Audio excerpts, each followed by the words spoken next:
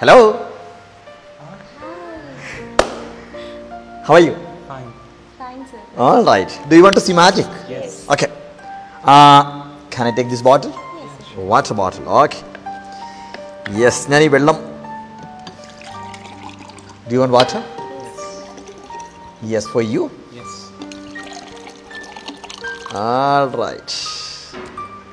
It is clear അല്ലേ? വളരെ clear ആണ്. ഓക്കെ, ഒന്ന് കൂടുതൽ വേണമെങ്കിൽ പരിശോധിക്കാം. You want to check it? You want to check it? Yeah. Check it.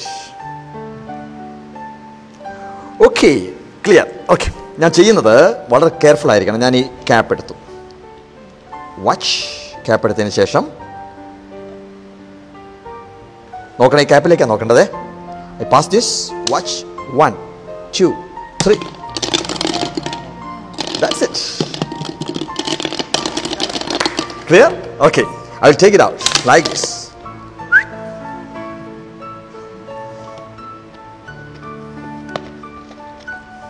Yeah, you can check it.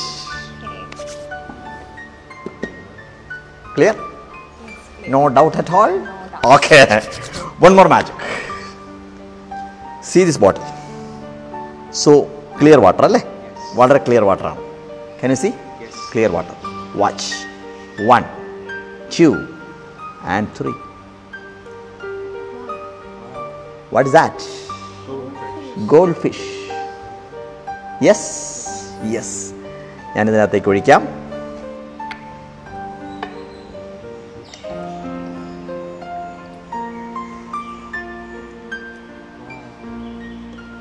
It is goldfish. Perfect. It's interesting? Very interesting. Okay.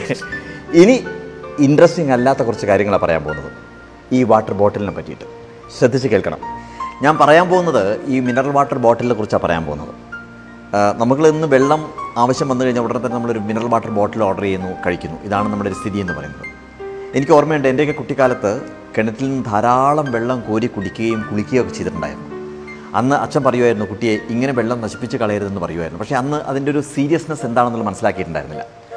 പക്ഷേ വർഷങ്ങളായി നമ്മുടെ ഭാരതത്തിൽ എനിക്ക് തോന്നുന്നു ബിസ്ലേരിയാണ് ആദ്യമായിട്ട് ബോംബെയിൽ ഒരു ഇറ്റാലിയൻ കമ്പനിയായിട്ട് കൊളാബറേറ്റ് ചെയ്തിട്ട് ആദ്യത്തെ ഒരു കമ്പനി തുടങ്ങുന്നത്, മിനറൽ വാട്ടർ ബോട്ടിലിൻ്റെ ഒരു കമ്പനി തുടങ്ങുന്നത്. അതിനുശേഷം പിന്നെ കുപ്പിവെള്ളമായി. ഇന്ന് നമ്മൾ പണം കൊടുത്ത് കുപ്പിവെള്ളം വാങ്ങിച്ച് കഴിക്കുന്നു.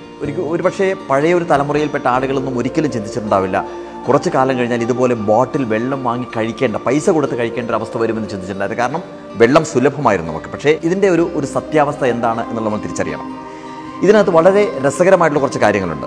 പ്ലാസ്റ്റിക് ബോട്ടിലിൽ കിട്ടുന്ന പല സാധനങ്ങളുണ്ട്. ജ്യൂസ് ഉണ്ട്, അതുപോലെ തന്നെ പാലുണ്ട്, വെള്ളമുണ്ട്, ഒരുപാട് കാര്യങ്ങളുണ്ട്. ഈ ബോട്ടിലിൻ്റെയൊക്കെ ഏറ്റവും അടിയിലായിട്ട് ഒരു ട്രയാങ്കിളിൽ 1, 2, 3, 4, 5, 6, 7 ഇങ്ങനെയുള്ള ഒരു ട്രയാങ്കിൾ വരച്ച് വെച്ചിട്ടുണ്ട്.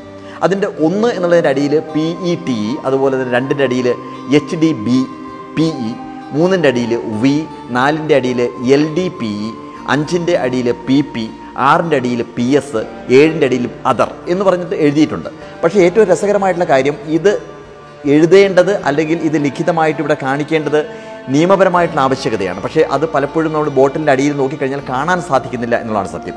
ഇതിനകത്ത് ഓരോ നമ്പറിനും 1 മുതൽ 7 വരെ ഉപയോഗിക്കുന്ന ഓരോ നമ്പറിനും ഈ ബോട്ടിൽ റീസൈക്കിൾ ചെയ്യേണ്ട ഒരു കൃത്യമായിട്ടുള്ള ഒരു ബോധം ഉണ്ടാക്കുക എന്നുള്ളതാണ് ആവശ്യക്കാരൻ, ഉപഭോക്താവിന് ഒരു ബോധമുണ്ടാക്കുക എന്നുള്ളതാണ് ഏറ്റവും പ്രധാനപ്പെട്ട കാര്യം. പക്ഷേ നമ്മളതൊന്നും അറിയുന്നില്ല. നമ്മൾ ചെയ്യുന്നത് ഈ ബോട്ടിൽ വാങ്ങിക്കുന്നു, വെള്ളം കുടിക്കുന്നു, ഇതിനകത്ത് വീണ്ടും ചൂടുവെള്ളം ഫില്ല് ചെയ്യുന്നു. പക്ഷേ ഈ ചൂടുവെള്ളം ഫില്ല് ചെയ്യുന്ന സമയത്ത് അല്ലെങ്കിൽ ചൂടത്ത് മിനറൽ വാട്ടർ ഇരിക്കുന്ന സമയത്ത് ഇതിനൊരു വലിയ കെമിക്കൽ റിയാക്ഷൻ നടക്കുന്നുണ്ട്. അതിലൂടെ മാരകമായിട്ടുള്ള അസുഖങ്ങൾ നമ്മൾ വിളിച്ചു വരുത്തുകയാണ് ചെയ്യുന്നത്. ഞാൻ ഓരോ കാര്യങ്ങൾ പറയാം. ഇപ്പോൾ PETE എന്ന് പറഞ്ഞാൽ പോളി എത്തിലീൻ ടെറാഫത്തലേറ്റ് എന്നാണ് അതിൻ്റെ അർത്ഥം. അതുപോലെ തന്നെ 2 ആണെങ്കിൽ HDPE എന്ന് എഴുതിയിട്ടുണ്ടാവും, അത് ഹൈ ഡെൻസിറ്റി പോളിയെത്തിലീൻ. 3 ആണെങ്കിൽ അതിനിടയിൽ ഒന്നുകിൽ PVC അല്ലെങ്കിൽ V എന്ന് എഴുതിയിട്ടുണ്ടാവും, അത് പോളി വിനൈൽ ക്ലോറൈഡ് ആണ്. 4 ആണെങ്കിൽ LDPE എന്ന് എഴുതിയിട്ടുണ്ടെങ്കിൽ അത് ലോ ഡെൻസിറ്റി പോളിയെത്തിലീൻ. PP ആണെങ്കിൽ പോളി പ്രൊപ്പലൈൻ.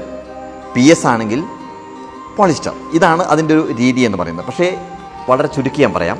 1 എന്ന് എഴുതിയിട്ടുള്ള കാര്യം, ട്രയാങ്കിളിനകത്ത് 1 എന്ന് എഴുതിയിട്ടുണ്ടെങ്കിൽ അത് ഒരു തവണ മാത്രം യൂസ് ചെയ്യാനുള്ളതാണ്. അതെങ്കിലും അറ്റ്ലീസ്റ്റ് നമുക്ക് ഓർക്കാം. ഇതിനകത്ത് മിനറൽ വാട്ടർ അല്ലെങ്കിൽ തണുത്ത വെള്ളം അല്ലെങ്കിൽ ജ്യൂസ് ഇതൊക്കെ ഉപയോഗിക്കാം. പക്ഷേ വീണ്ടും ഒരിക്കലും റീയൂസ് ചെയ്യാൻ പാടില്ല. അതുകൊണ്ട് തന്നെ വെള്ളം കുടിച്ചു കഴിഞ്ഞാൽ ഇമ്മീഡിയറ്റ് ആയിട്ട് അതിനെ ക്രഷ് ചെയ്ത് എത്രമാത്രം നമുക്ക് നശിപ്പിക്കാമോ അത്രമാത്രം നശിപ്പിക്കുക. അതുപോലെ തന്നെ ഇതിനകത്ത് ചൂട് അനുഭവപ്പെട്ട് കഴിഞ്ഞാൽ, ചൂട് വന്നു കഴിഞ്ഞാൽ ഇതിനകത്തുള്ള വെള്ളം കേടാവും, കെമിക്കൽ റിയാക്ഷൻ നടക്കും, മാരകമായിട്ടുള്ള അസുഖങ്ങൾ വരാൻ സാധ്യത ഉണ്ട്. അതുകൊണ്ട് എപ്പോഴും ശ്രദ്ധിക്കേണ്ട കാര്യം, ഇതിനകത്ത് ചൂടുവെള്ളം ഒഴിക്കാതിരിക്കുക. അതുപോലെ തന്നെ യാത്ര ചെയ്യുന്ന സമയത്ത് കാറിൽ നമ്മൾ ഈ വെള്ളം വെച്ച് കഴിഞ്ഞാൽ കാറ് ചൂടാവുന്ന സമയത്ത് വെള്ളം ചൂടാവും, കെമിക്കൽ റിയാക്ഷൻ നടക്കും. ഒരിക്കലും ഏതെങ്കിലും ചൂട് വരുന്ന അവസരത്തിൽ ഒരിക്കലും മിനറൽ വാട്ടർ നമ്മൾ യൂസ് ചെയ്ത് ഒരു കടയിൽ നിന്ന് വാങ്ങിക്കുന്ന സമയത്ത് അത് ചൂടാവുന്ന സ്ഥലത്താണ് ഇരിക്കുന്നുണ്ടെങ്കിൽ ഒരിക്കലും വാങ്ങിച്ച് കഴിക്കരുത്. ആ കാര്യം കൂടി ശ്രദ്ധിക്കുക. ഒരു കാര്യം കൂടി പറയട്ടെ, നമുക്ക് ഏറ്റവും നല്ലത്, ഇതിനേക്കാൾ എത്രയോ നല്ലത്, സേഫ് ആയിട്ടുള്ളത് ചൂടുവെള്ളമാണ്. അതുകൊണ്ടൊരു ഹോട്ടലിൽ, എത്ര സ്റ്റാർ ഹോട്ടലാണെങ്കിൽ പോലും നിങ്ങൾ കയറി കഴിഞ്ഞാൽ അവിടെ മിനറൽ വാട്ടർ കൊണ്ടുവയ്ക്കുന്ന സമയത്ത് ആവശ്യപ്പെടാം, തിളപ്പിച്ചാറിയ വെള്ളം മതി എന്നുള്ള കാര്യം. അതുകൊണ്ട് അങ്ങനെ വെള്ളം കുടിച്ച് ശീലിക്കുക. എന്തായാലും ഈ കാര്യം നിങ്ങളോട് മാത്രമല്ല എല്ലാവരോടും പറയുവാൻ വേണ്ടിയിട്ടാണ് ഞാൻ വന്നത്. Thank you so much.